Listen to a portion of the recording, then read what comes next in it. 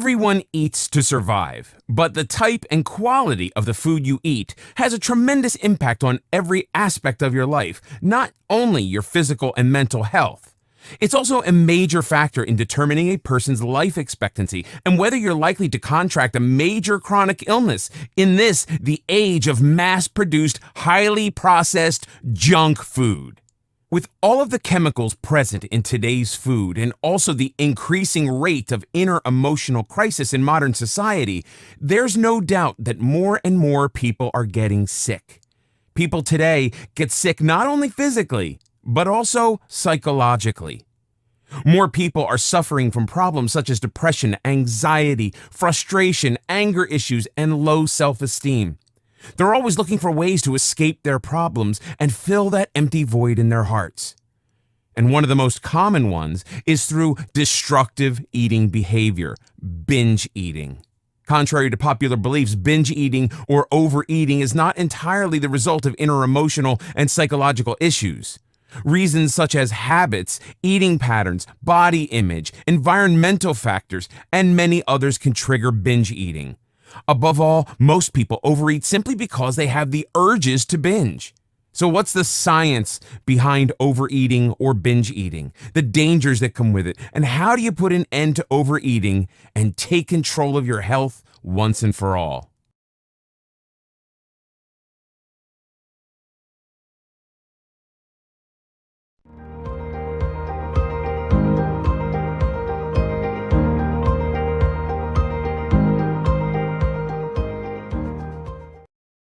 In this video, we'll talk about the terrifying facts food companies don't want you to know.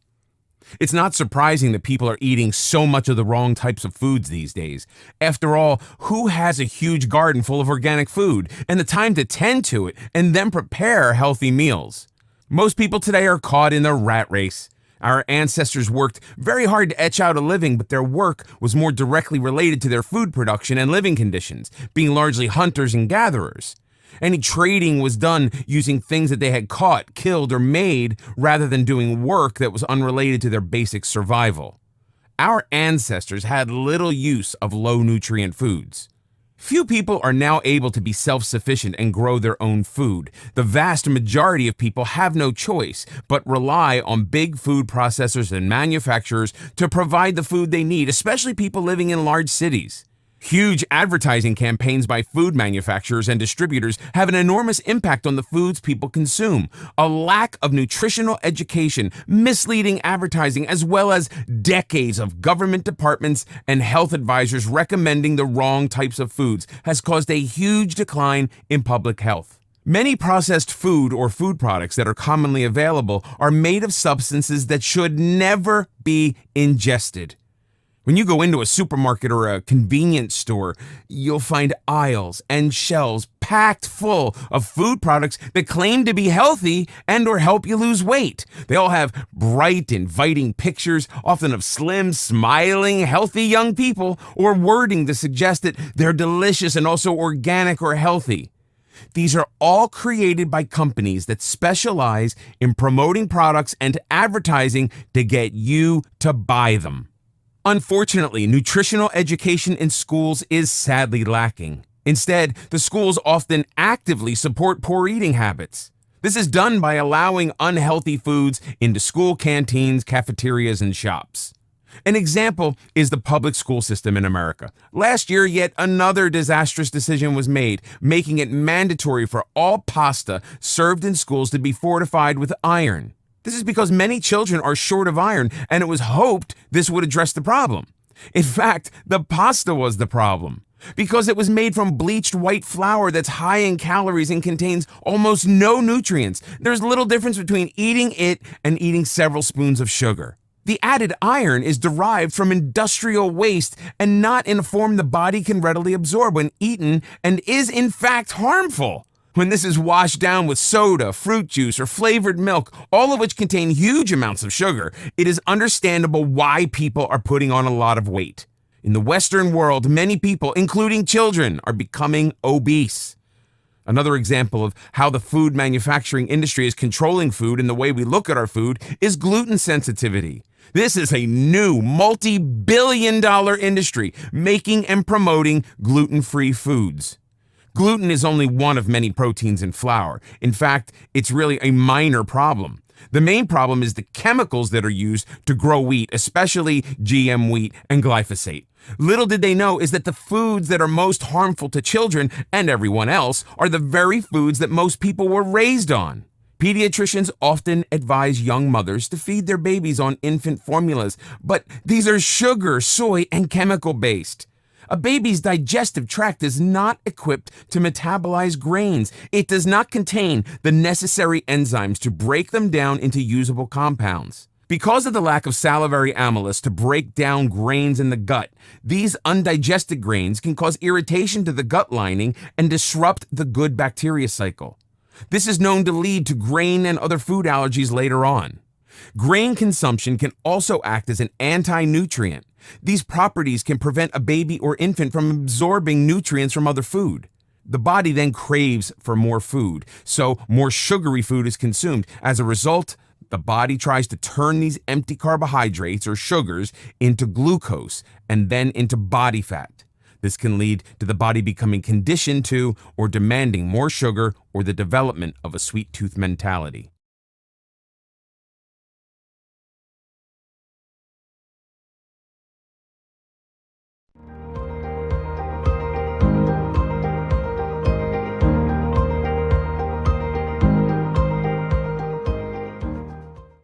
In this video, we'll talk about the science behind overeating. To be able to eat is one of Mother Nature's greatest gifts, along with smell and sight, which are often all used together or combined to enrich the experience or the joy of eating. Everyone loves to eat. It not only provides your body with nourishment, but can also give you real and pure pleasure. Although eating is central to human beings' overall enjoyment of life, if not kept under control and at reasonable levels, it can get out of hand and become the source of many health problems and eventually a person's undoing.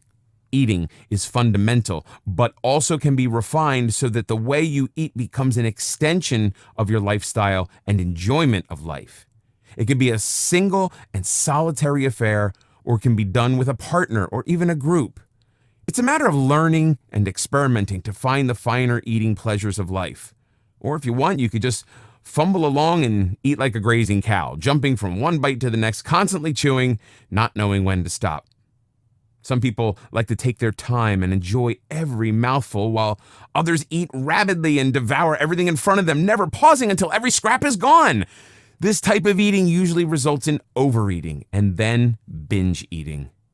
If you're the type of slow eater who savors every bite, then you will be in tune with your body and the different messages it sends to your brain. This mindful practice will allow you to truly savor the taste and know how your body feels after every bite. So you'll be able to stop eating when your body has had enough. The body produces a hormone called leptin. This hormone tells your brain what your energy levels are at and indicates the necessity to eat more or take on extra fuel, or that you've had enough for the moment.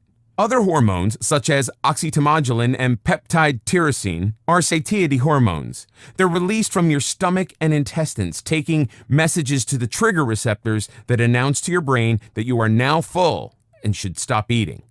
Basically, these suppress your appetite and you no longer feel hungry. These messages are chemical and take the time to reach your brain, so if you eat too fast, these messages can arrive too late, or you could miss them, causing you to overeat without knowing.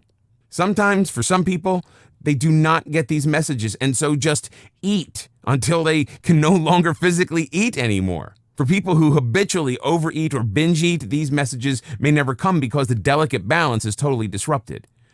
It's possible to totally transform the whole way your body reacts to food and the feelings of fullness by overeating or consuming foods that are full of chemicals and low in nutrients, which will confuse the signals.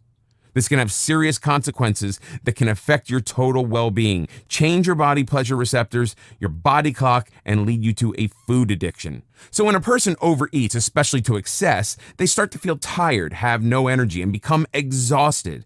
This is just the opposite of what you had expected when having a good meal. This happens because your brain eventually receives a signal from your small intestine that you are overfull.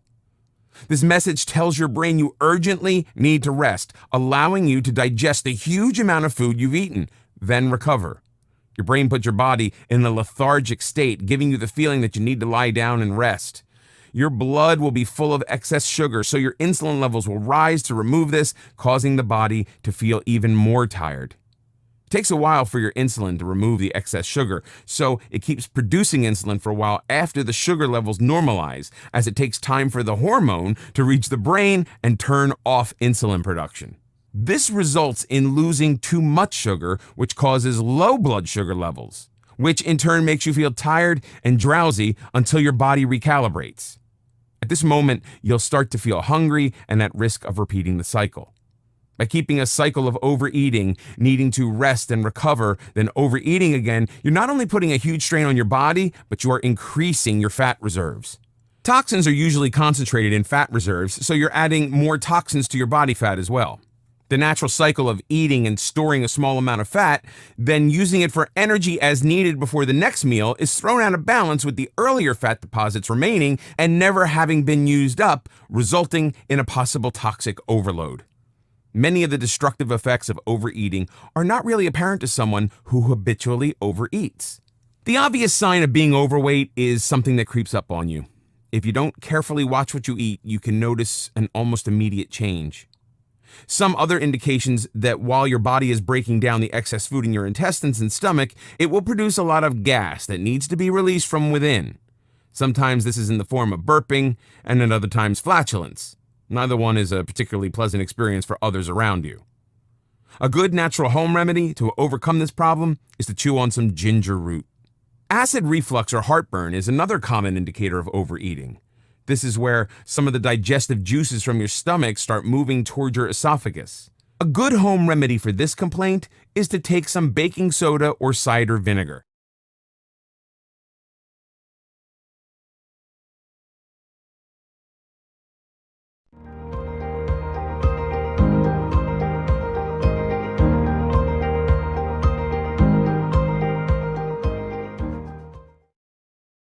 In this video, we'll talk about the signs of binge eating disorder or compulsive overeating.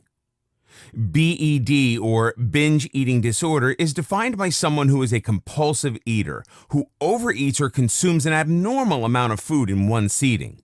Someone who's unable to stop or limit the amount of food he or she eats at one time.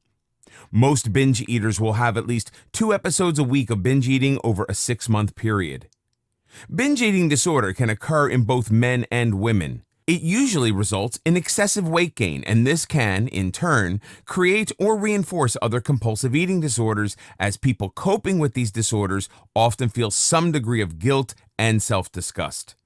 Often people with this disorder also have to cope with depression or anxiety, with these feelings resulting in an increased desire for food to help cope, creating a vicious cycle. These BED disorders are sometimes associated with biological abnormalities, such as genetic mutations or hormonal irregularities that also cause compulsive eating addiction. BED is often associated with people who have, for whatever reason, developed low self-esteem and find it difficult to deal with personal feelings and emotions. Victims of physical, emotional, and sexual abuse are also susceptible to eating disorders such as overeating and binge eating. People who are very conscious about their physical appearance are also one of the high-risk groups. When subjected to criticism of their weight or body shape, they can develop overeating disorders due to shame or embarrassment. These are some of the emotional and behavioral signs of a typical person with a binge eating disorder. The feeling or experience of being under stress or anxious about anything that can be relieved by eating. The inability to finish or stop eating even when full to the point of being uncomfortable. Not being able to control what to eat and when to eat. The need to stockpile food for later and the feeling they need to hide their eating behavior from others. The lack of feelings, sensations, or real enjoyment from binge eating. When a person never really feels they are satisfied or fully satiated when eating, regardless of how much they eat, always wanting a little more. Binge eating disorder is known to be the direct as well as an indirect cause of many complications and health issues. Various forms of cancer are a common outcome of overeating because of the overload of toxic compounds released into the body's system, such as ammonia, a byproduct of breaking down protein. The chances of having a miscarriage are significantly increased with overeating and being overweight. A greater chance of cardiovascular disease, an increased risk of coronary disease, an increased risk of a stroke, high blood pressure and high blood sugar level, type 2 diabetes, high cholesterol levels, gastrointestinal problems, gallbladder disease, joint and muscle pain, insomnia and sleep apnea, hypertension, depression, and anxiety. In order to maintain or support people who have this condition, there are 3 types of therapy used. CBT, or cognitive behavioral therapy, which helps an individual come to terms with their thoughts and feelings, allowing them to understand how and why they have an eating disorder. ITP, or interpersonal psychotherapy, which helps a person focus on their own individual relationships with others, including their families, friends, peers, and associates, so they understand how others see them. This is to help them take a realistic look at themselves and their situation with a view to improving their lives and eating habits. BDT, or dialectical behavior therapy, which helps an individual to learn new skills and methods of coping with their feelings, stress levels, and emotions. Until a person is able to gain the motivation and willpower to help themselves, recovery is very unlikely.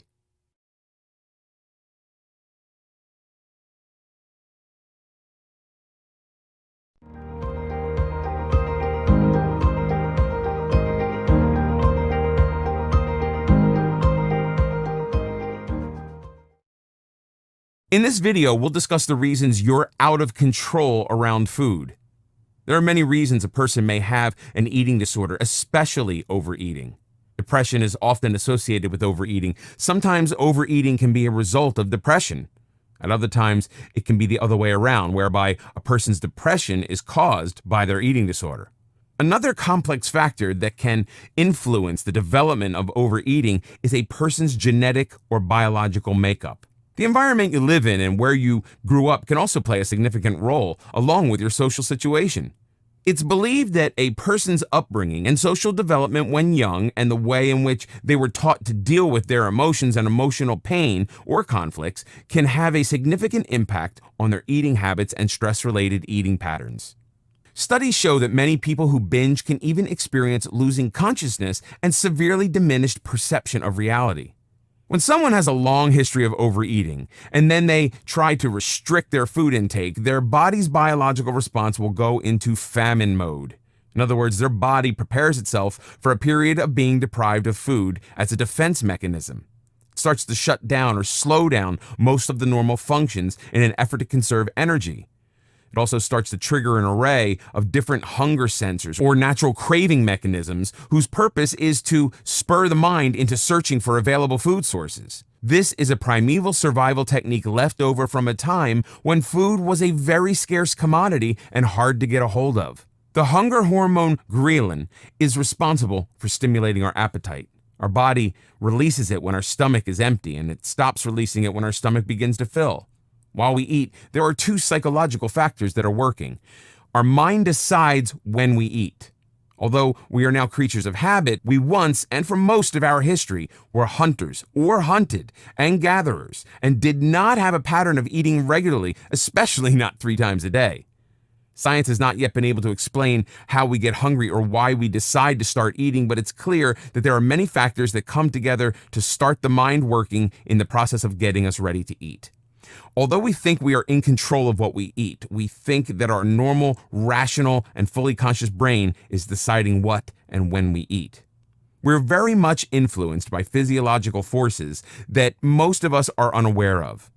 Some of the factors that influence our eating are our particular set of genes, our own hormones, the social cues we recognize, the behavior patterns we've learned, environmental factors including pollution levels, our circadian rhythm, the amount of energy we've been using, the last time we ate something.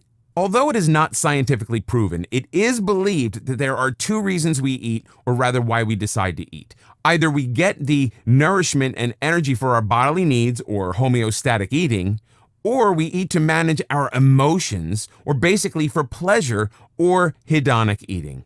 For most people, it's a matter of trying to do both. They look for food with a high nutritional value, but at the same time, they have to enjoy it. This, in theory, would satisfy both a person's emotional and physical needs, and that is if all of the available food had high nutritional content. But in reality, most of the food that is easily available to everyone today is highly processed food or junk food. These types of food are almost always made with a very low nutritional content, but a very high carbohydrate and chemical content. So it tastes good, highly addictive, but destroys your body. The burning question that no one wants to address is why people actually want to eat so much and why it's so hard for them to stop. This is not a question of willpower, although some people with exceptionally strong willpower, although they are unlikely to be overeaters, will probably find it not so difficult to stop overeating. For most of us, the answer highly depends on our body types, how it reacts around food, our metabolism rate, and natural eating patterns. Our body evolved in a hunter-gatherer mode. It was not designed to eat the 3 square meals a day many health and nutritional advisors have been trying to convince us of for decades. Our natural feeding rhythm is probably more like all other mammals in the world. They eat when they find or catch their food, and have a cycle of eating what's available and storing any excess that they had, consumed as fat, then waiting for the next meal. While waiting or sleeping, they would have been relying on using up their fat reserves, a natural feast and famine cycle. Eating is often done on autopilot, and our conscious mind hardly notices it. Have you experienced instances when you snack on a bag of chips while doing something else, such as watching the television, but don't remember doing so until the whole bag was empty? This is an example of your overeating habits taking over your actions and subconscious mind without you knowing it.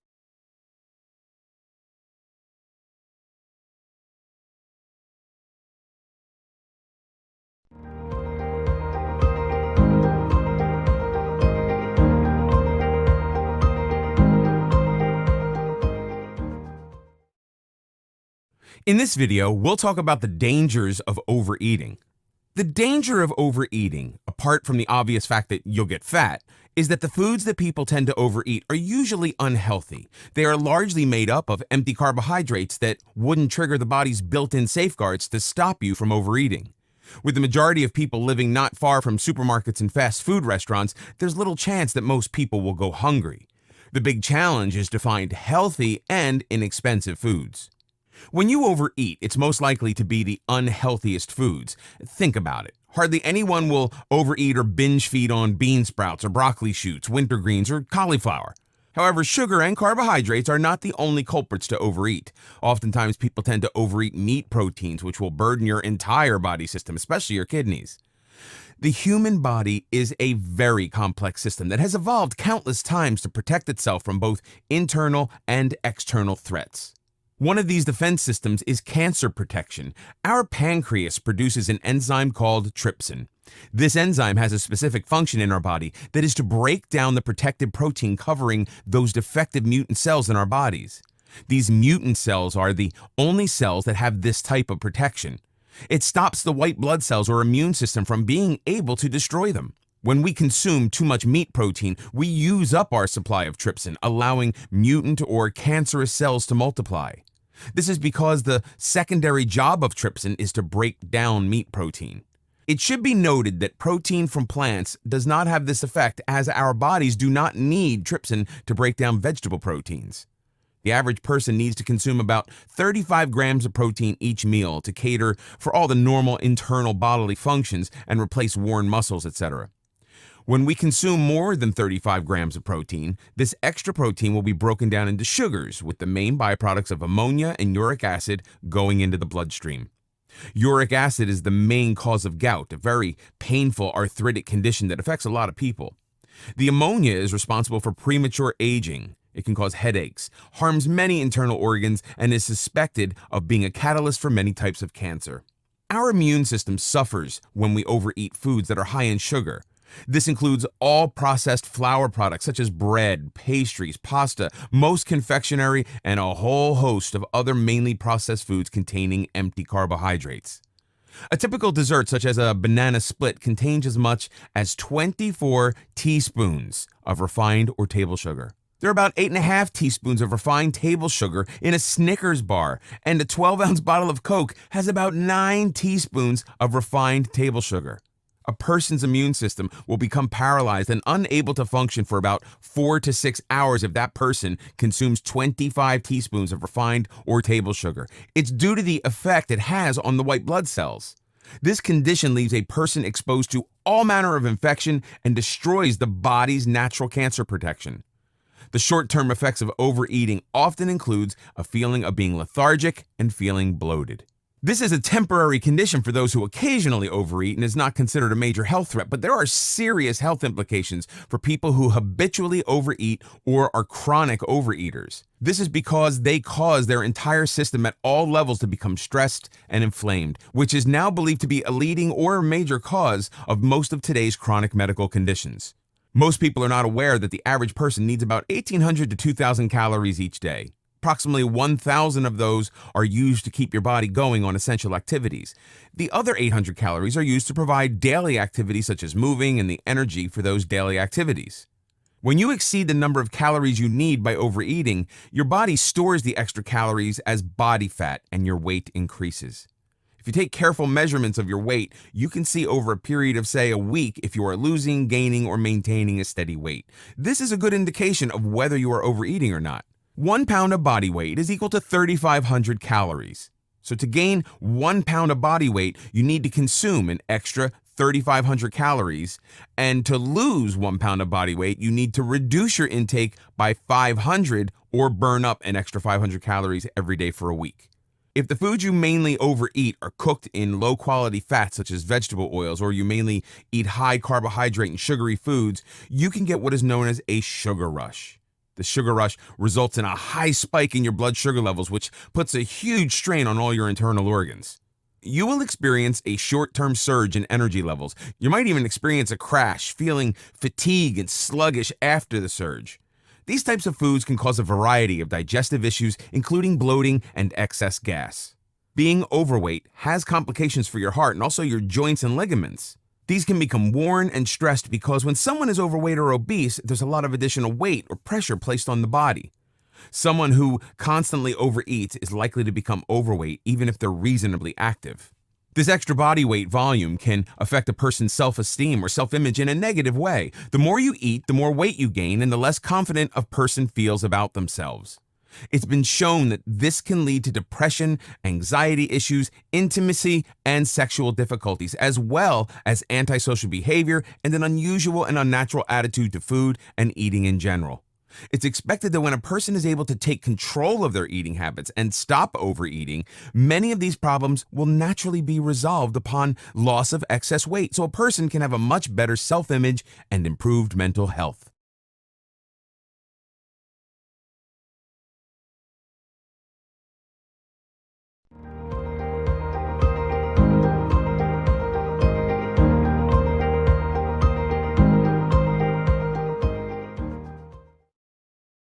In this video, we'll learn about the 10 types of overeating. There are many different reasons people overeat. It's not as straightforward as the idea that fat people are just being greedy. In fact, as we've already covered, for many people, the compulsion to overeat is very hard to control. Overeating can lead to heartburn, discomfort, and stomach pain in the short term, as well as gastrointestinal problems, flatulence, bloating and diarrhea, heart problems, cancers, and obesity in the long term.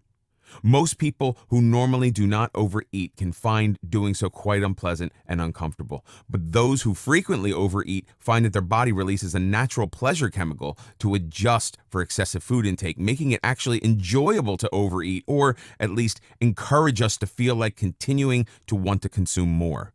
This is the start to forming a type of food addiction. The following are examples of overeating: 1. Consuming large amounts of food, much more than a normal person would at one time, and doing so quickly is considered binge eating. A single or occasional act of binge eating is not necessarily harmful in itself, but if you have a habit of eating this way, it's considered a symptom that can lead to an eating disorder or bulimia nervosa. 2. Ordering and consuming supersized meal portions is another sign of overeating. There are now a large number of establishments who offer all you can eat and very large or supersized portions. These meals are usually made with low cost and low quality ingredients. So although you're getting a large volume in food, you're actually getting very little nourishment, which causes your body to seek more food to compensate. All this excess food is usually in the form of empty carbohydrates and turned into body fat. The normal cycle of using the food you consume for powering and repairing your body, with any extra being turned into fat and then used as needed, stops. Instead of burning the stored fat, your body just burns a portion of the carbohydrates you consume, and any excess just goes into your body's fat stockpile in a never-ending cycle, so you get bigger and unhealthier. 3. Because the body has developed a series of senses that stimulates the brain with chemical messages when triggered, a person learns to use these triggers to make themselves feel better when they are under some type of emotional stress or strain. This is acceptable occasionally, but when a person is prone to emotional mood swings, depression, or they often have feelings of being unhappy, upset, or sad, they can find they have an emotional overeating problem. This is because they are using food triggers to make themselves feel better, with the result of overeating or binge eating. 4. An overeating disorder, very similar to emotional overeating disorder, can happen to those who are suffering from stress. This can cause people to feel anxious instead of depressed. This type of overeating disorder is often associated with people who have a heavy workload or work long hours without taking time off for adequate rest and meals. When you eat rapidly, especially when you're on the run, there's a high tendency to overeat or binge. The simple explanation for this is because the stomach does not have time to relay the full signals to the brain, which normally stops a person from eating when he's full. 5. Sugar-type food addictions are a major cause of overeating. Often they form at a very young age, usually starting when babies and children are given foods with high sugar content. Not only do people who crave sugar often become overweight, they are more likely to have dental problems and high blood sugar levels. These factors will lead to diabetes. Studies suggest that a high sugar diet is a major cause of emotional issues. A trap many people fall into is having a healthy, wholesome meal, then following it with a sugar-laden dessert or drinks that negate many of the benefits they would have had from their meal. Instead of using sugar, think about using spices such as cinnamon to sweeten your food or drinks. Cinnamon helps to slow your food as it travels through your digestive system. Give your food a new dimension by adding a small amount of cider vinegar, as it improves flavor and helps lower the food glycemic index. So, like with cinnamon, you metabolize food at a slower rate. 6. If you feel hungry, try drinking water. Oftentimes, people mistake hunger with thirst. 7. Snacking on junk foods between meals is partially difficult. Snacking on junk foods between meals is a partially difficult thing to stop for many people and can lead to overeating. If you feel the need to snack, pick snack foods that are healthy and nourishing, such as vegetables like carrots, celery, or salads. Fruit and nuts are also wholesome food choices, but the total calorie count for the day should be taken into account if you're trying to reduce your body weight or daily calories intake. 8. Many people now get a substantial part of their weekly food diet from fast foods. This makes eating normal volumes of food very difficult because fast foods are purposely designed to make you want to eat more of them. They have in their ingredients carefully formulated chemical additives to make them react with your taste buds, sending messages to your brain that the body needs more of this.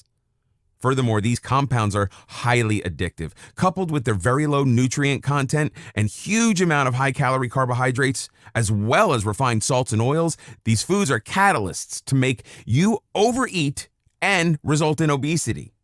9. A lot of good people fall into the trap of finding comfort in eating food. Sometimes this can be a good thing as long as you are careful about selecting the right types of foods and balance your eating with a reasonable amount of physical activity. Another major lifestyle issue most people have today is that they always pick the wrong food and don't exercise. Even worse, they incorporate eating as a means of coping with their emotions. There are people who indulge in food when they're happy, sad, frustrated, stressed, angry, and all different emotions. They become dependent on food as a remedy for their own self-comfort. 10. Social eating can also lead to another type of overeating disorder. Oftentimes, social eating involves consuming large amounts of food and drinks spread over a relatively long period. While attending these social events occasionally is not a problem, those who often eat socially can feel they are obliged to eat and possibly drink more than they normally would. Often these meals are high in calories and not very filling, so people tend to consume them in large volumes. 11. Some people find that they are at a loose end or do not have enough things to occupy their minds. They become bored, so in place of other stimulation, they resort to eating just to relieve themselves from boredom. These people are most likely to become binge eaters and go for supersized portions like fast foods, as well as taking part in excessive snacking of predominantly junk foods.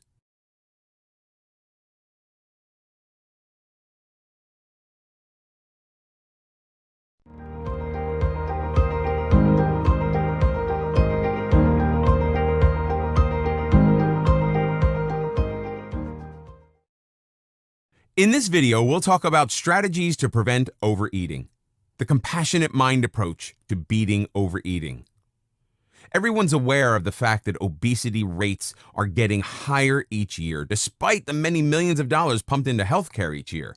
In the US, Americans now eat an average of 3,775 calories a day. That's 1,775 more than what they need. When you consume more calories than your body really needs, it will be stored as extra energy known as fats. With people consuming almost twice as much as they need consistently, the population in general can only get fatter. The old saying, information is power, is also true for information on eating habits. And if you know what is happening with the foods you choose to eat and how your body reacts to it and different foods, you are on the way to being able to beat the problem of overeating. Once you have an understanding of how your metabolism works and how many calories you actually need to sustain your daily activities, then it's possible to make meal plans and menus that are designed to meet both your physical and emotional needs. A diet that is bland and boring, which is non-filling and provides no pleasure from eating, is doomed to failure. Making a menu that is tailored to your own unique preferences is the best option. The first thing you should attempt to do in order to stop overeating is to start cutting back a little at a time. If you have the habit of drinking 3 cans of soda a day, try cutting down to 1. This will save you from consuming 300 calories a day. Think about making, not buying, ready-made muesli for breakfast. A half cup contains 150 calories and provides a huge array of useful nutrients. To make it interesting and more palatable, serve it with organic cream or coconut cream, about 50 calories per tablespoon, and some fresh fruit. This will provide you a filling and tasty breakfast that will keep you feeling full until lunchtime, and you will not feel the need for snacking. A high-protein breakfast suits many people and is likely to set you up well for the day and lessen the likelihood of binge eating during lunch or dinner time. By taking control of your diet and eating habits, you can have less desire to overeat. Carving out a diet or meal plan is a good start. Try planning out your whole week's meal plan or menus. Here's a tip for you when planning out your meals. Choose foods that complement each other, contain high natural fiber and nutrients, and low in carbs or sugars to ensure that you'll feel full and nourished after meals. Foods such as vegetables, nuts, beans, and legumes can reduce your tendency to overeat. But don't forget to keep things interesting and make sure that your meal plans are giving you the feeling of satiety most of the time. Then reward yourself once a week with an activity you enjoy so that you stop binging or overeating before it becomes a habit. A lot of condiments are very high in sugar and other natural compounds. Tomato sauce, which is the undisputed favorite sauce worldwide, is a prime example. In a teaspoon of commercial tomato sauce, there are 20 calories. In homemade tomato sauce, there are only 5 calories. So why the 15-calorie difference? Commercial sauce tends to have more sugar and processed ingredients in it to make it more flavorful and addictive. But at the same time, it destroys your health in the long run. 15 calories may look little, but this number adds up over time. So why not create your own healthy sauce? The ingredients are easy to find and don't require much effort to create. Basically, anyone can prepare it at home. Here's a healthy recipe for tomato sauce. Place 2 pounds of whole tomatoes, a mixture of acid-free and beef tomatoes, half pound of peeled diced pumpkin, add a chopped onion, 4 cloves of garlic, a few peppercorns, several bay leaves, and a few cloves. Place it all together in a pressure cooker for 30 minutes, a stock pot for 2 hours, or a crock pot for 8 hours. Add salt to taste. At the end of the cooking time, tomato mush will be formed. Next, pass this through a fine mesh strainer to remove any solids, and the sauce will be ready to serve. You can also prepare the sauce in thicker consistency as desired. And finally, keep it refrigerated for a week for the best result. This sauce tastes great with some herbs, capsicum, chili, ginger, and others as a finishing touch. You can use it on everything and anywhere else tomato sauce goes. Not only will it save you a lot of money, it will help you reduce your calorie count and liven up many dishes without ingesting too much sugar. When the stomach is empty, it has a high volume of about 1.5 ounces, but when it's full, a normal stomach can expand to between 1/4 and 1 gallon. It's part of nature's design to have a stomach that stretches. With that stretching monitored, your brain knows how much it's stretching. Your body will send signals to the brain, letting it know how much food is coming through. Some messages are chemical, and others travel via nerves, such as the vagus nerve, that goes from your abdomen to your head. While you're eating, different hormones send different messages. Cholecystokinin is released by the gut when we consume protein and fat. This chemical informs the brain to stop eating. Other satiation hormones are released to slow down the passage of food through the system or to stop any more food from entering. Insulin is also released to deal with carbohydrates and excess proteins, as both are turned into sugar or glucose, the body's primary energy source when it does not have fats to burn. The interesting thing is that many of these hormones stay in the system and can affect the next meal. This is only true unless there's too much empty carbohydrates and unnatural chemicals like junk foods overrunning these delicate systems. It's totally fine to indulge in occasional treats, such as having a once-a-week cheat meal without going overboard. What really matters is to make sure that you're constantly maintaining your ideal weight and optimum health. This can only be done if you're consistent in executing a long-term strategy to overcome overeating and binge eating, although even an occasional feast or treat is okay. It's essential to keep your body, especially your digestive system, working efficiently day after day. The long-term nutrient and energy needs of our body are catered by the leptin feedback loop. This helps the brain make decisions on how much food and what type of the different nutrients need to be absorbed from the food being metabolized. The necessary calorie intake, the use of energy, where it's taken from, and where any excess needs to be stored are also dealt with by this loop.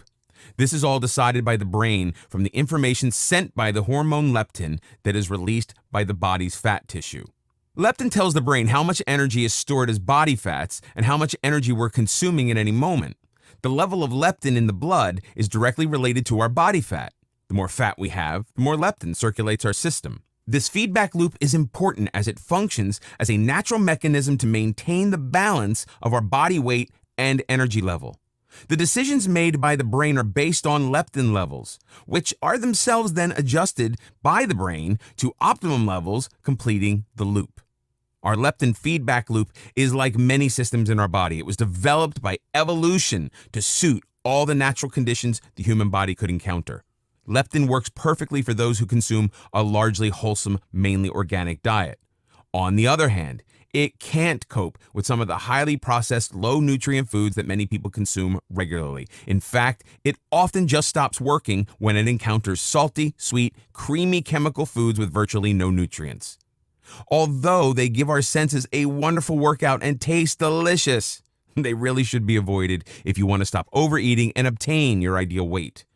Having these types of diets will, over the long term, make us leptin resistant and inflame the brain. They usually cause a person to feel less satisfied and needing to eat more.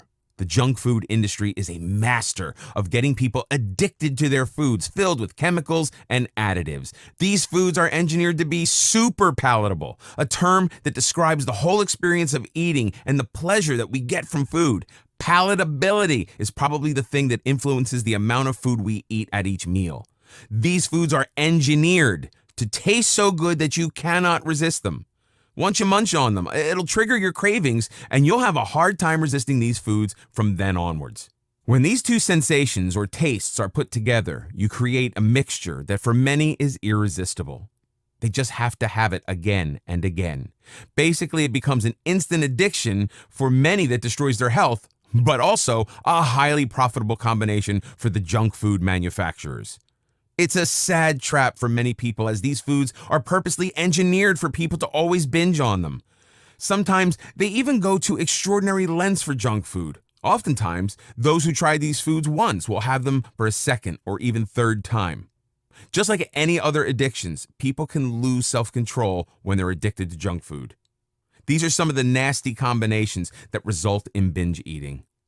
Foods that are high density, high energy equals lots of calories in a very small packet. Foods with a very high fat content. Foods made from highly refined starch. Foods made from highly refined sugars. Foods filled with artificial sweeteners. Foods filled with lots of refined salt. Foods that have a special texture like crunchy or creamy. Foods containing drugs like alcohol or caffeine. Foods with high amounts of flavor enhancers like MSG.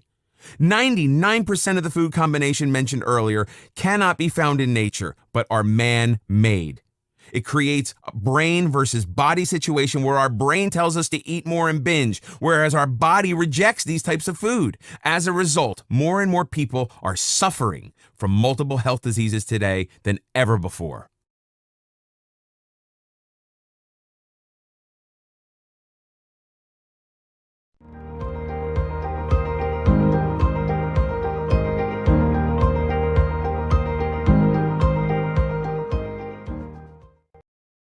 In this video, we'll learn how to overcome an overeating disorder. This is a hotly debated topic by many health professionals. Some claim that overeating is a real addiction, and others claim there's no factual basis for calling overeating or binge eating an addiction.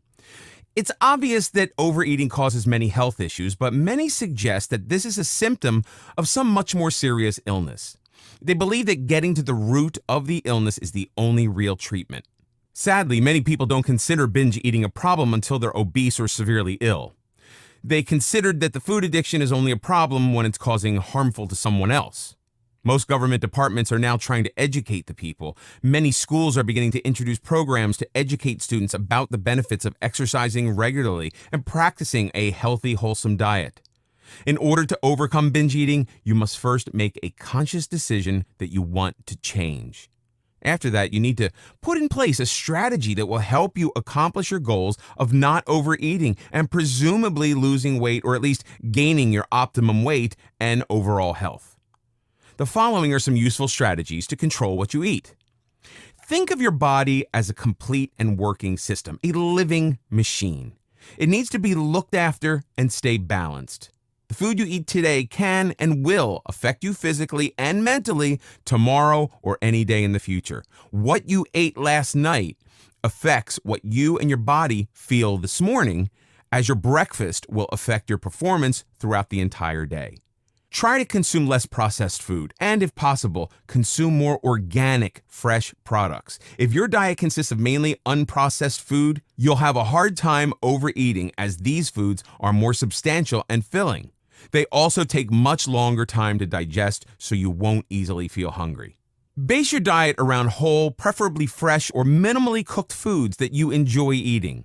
Remember that even though some whole, fresh organic foods are much more expensive than standard processed foods, they contain a lot more nutrients. So in reality, choosing fresh organic foods are far more cost effective, as you're getting more quality over quantity.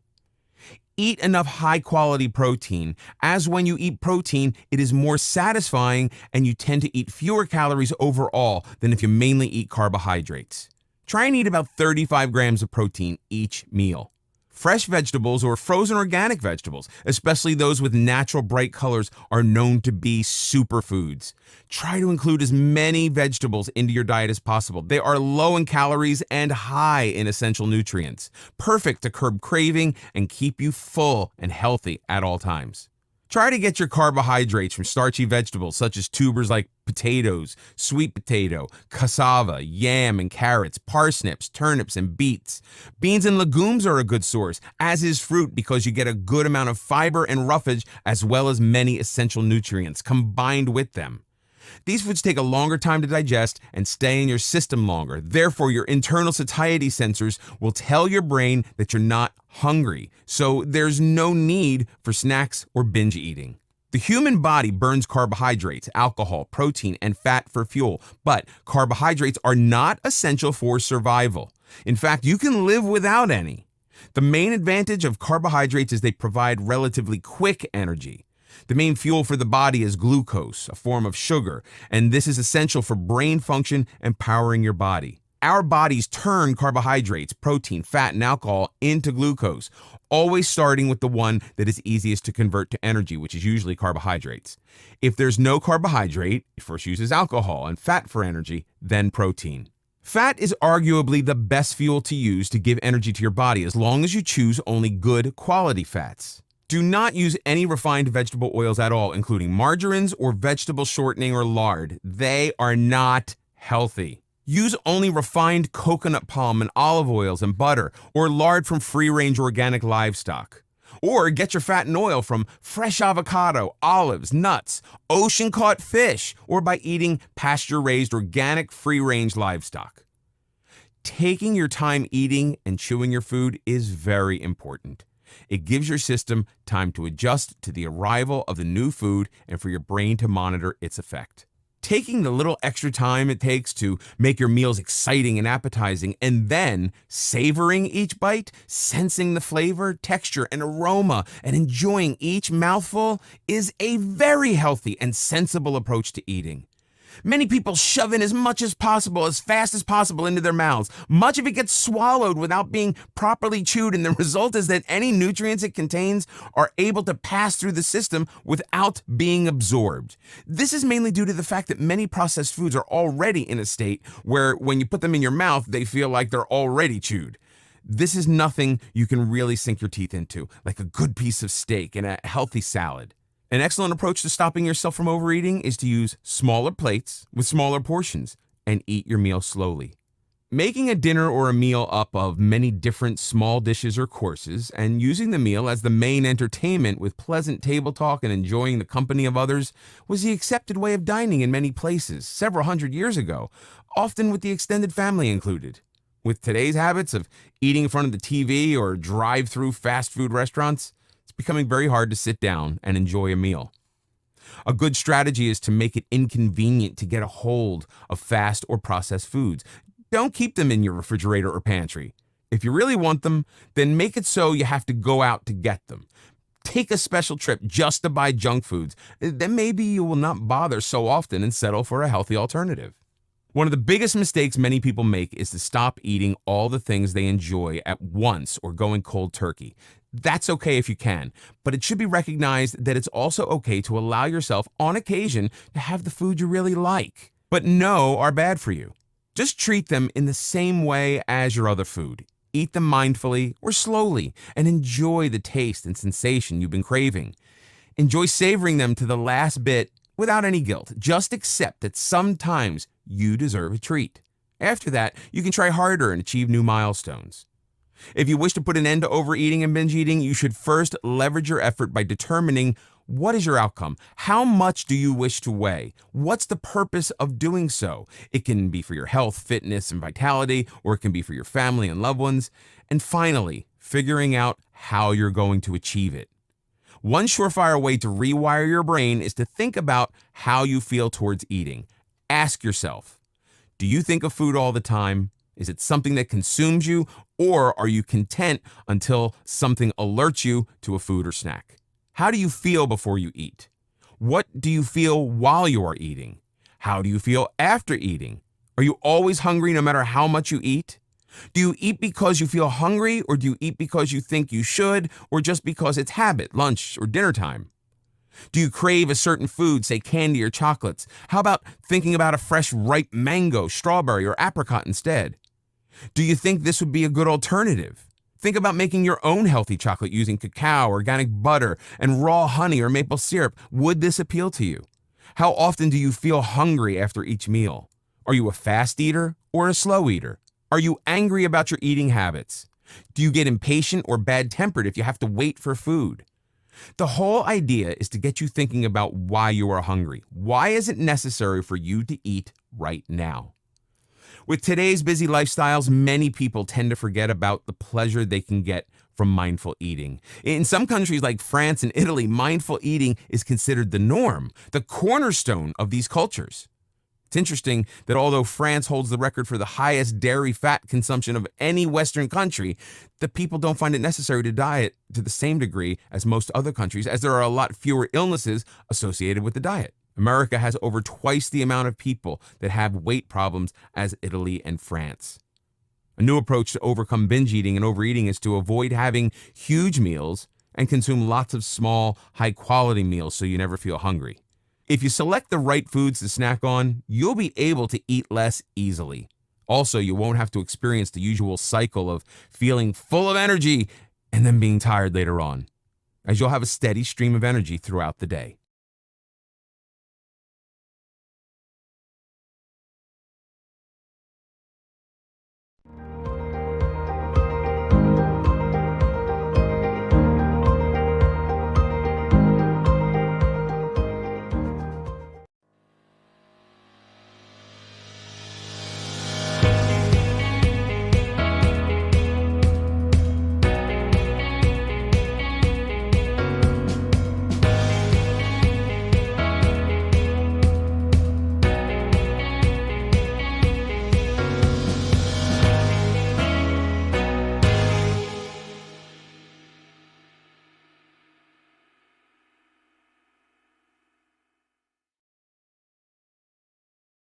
That brings us to the end of this video course. I hope it has helped you understand what overeating is all about and given you some ideas on different ways you can go about developing new healthy eating platforms. Eating can and should be one of life's greatest pleasures, from growing or finding your food to preparing it, cooking it, and finally savoring the fruits of your labors, rather than just rushing into a fast food place and grabbing whatever to devour. I sincerely hope that you found this video course useful. I wish you all the best in this journey towards developing new healthy eating patterns. Thank you and good luck.